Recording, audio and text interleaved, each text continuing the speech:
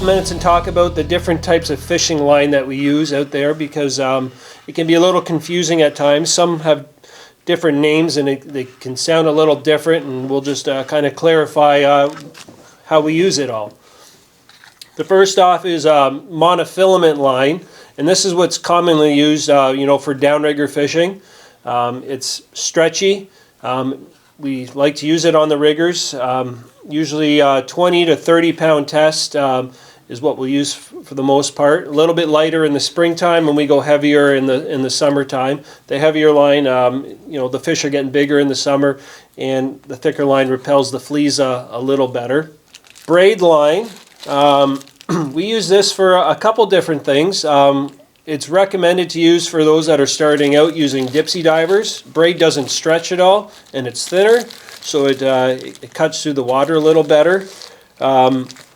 You can use anything from 30 to 50 pound test on your braid line.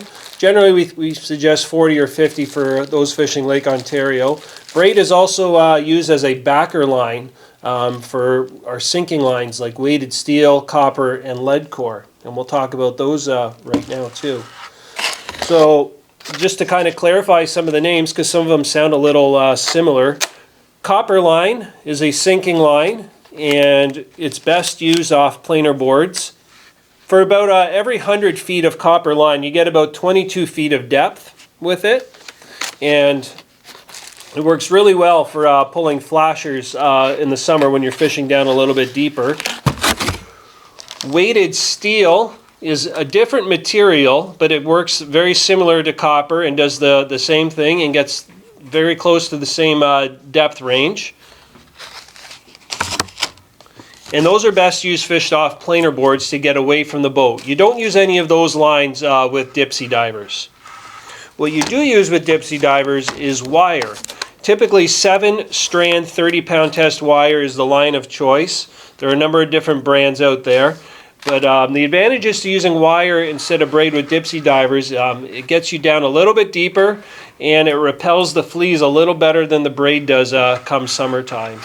There's a small learning curve to using wire for divers, but it's not too bad at all. There is another type of wire used for dipsy divers.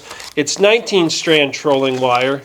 Some find that it handles a little bit nicer. It's a little less commonly used than the 7-strand though. And the other type of sinking line that we use is lead core line.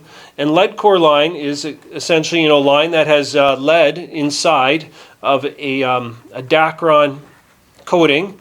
And you get about 5 feet or so for every color of lead core. And each color is 10 yards long. So if you have a 5-color setup, that is 50 yards of lead core line in the water, and it'll get you around 20 to 25 feet. All of the sinking lines, including your divers, are speed dependent.